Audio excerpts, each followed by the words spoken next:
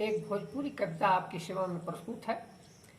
हमार बबुआ तुहके केहू ना चेताई, हमार बबुआ तुहके केहू ना चेताई, जली दोपहरिया में करेला कमाई, हमार बबुआ तुहके केहू ना चेताई।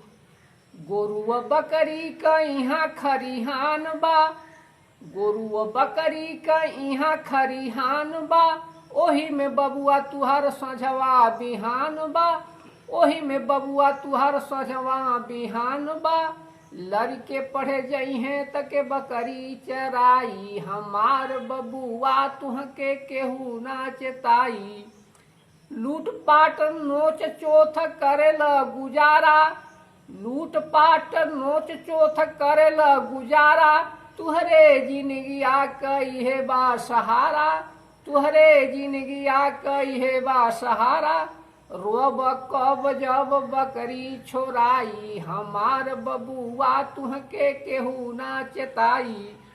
देखत बाट देशवा में केतनी लूट पाट बा, देखत बाट देशवा में केतनी लूट पाट बा, कहाँ देशभक्त मिले जब तुहरो है ठाट बा। नहीं सोचबा आपन लड़िकवे पढ़ाई, हमार बबुआ तुहके केहू ना चेताई। सोची समझ के रहिया बनावा, सोची समझ के रहिया बनावा, अपने लड़िकवन के मन से पढ़ावा, अपने लड़िकवन के मन से पढ़ावा।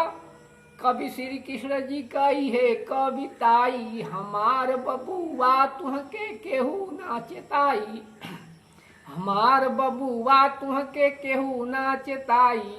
जली दोपहरिया में करेला कमाई, हमार बबुआ तुहके केहू ना चेताई। धन्यवाद।